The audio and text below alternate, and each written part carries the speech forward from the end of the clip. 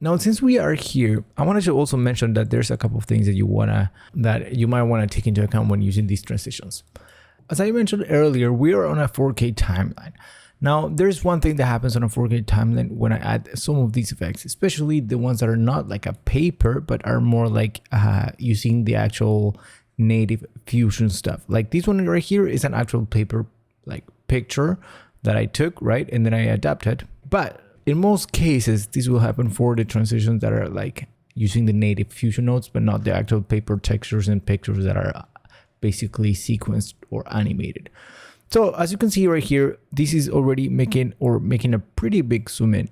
And that is because if I open these in Fusion, we can see that, first of all, our composition right here is 1920 by 1080. So there's a few things that we need to change here. We can go to image and background color. And I did these when I built these so that the vertical modes were not freaking out, because if you go from horizontal to vertical in these type of stuff, it just completely breaks and it just becomes really thin and tall and it just looks weird, right? Or even weirder, I guess. But yeah, all you want to do here is go to the background node, set up to auto resolution, and that will already change the main composition right here. If we go a little bit forward, we can see that it's not completely doing what it's supposed to be doing right now, because it looks a little bit weird right here with these. And that is because of these masks that we have right here, which are these polygon masks, which are basically what's feeding everything, the root of the tree right here. Well, but it's an upside down tree, I guess.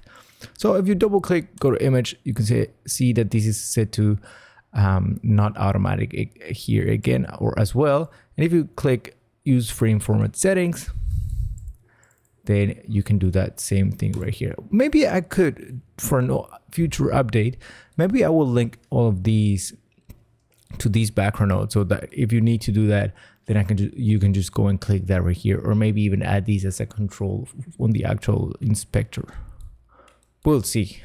But yeah, so after you change those two little things, or three little nodes, you are good to go. So if we go to the edit page now, which is a 4K timeline, we can see the effect happening without any issues and looking like it's supposed to be looking, right? Okay, now let's see, since we are right here, let's check out how it will look in the portrait mode with those things set up to automatic or to auto reframe basically.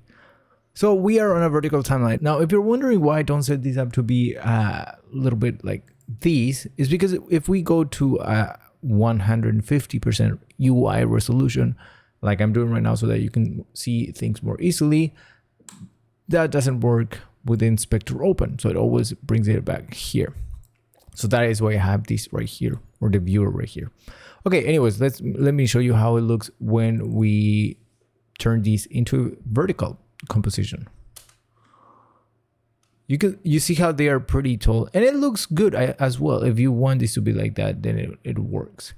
On a future update, I'll be fixing those little things for those of you that have the Paperful FX already. And if you don't have it and you want to check out more about it, go to paperfulfx.com and you can learn more about how everything works and everything that's included in the Paperful FX toolkit for DaVinci Resolve.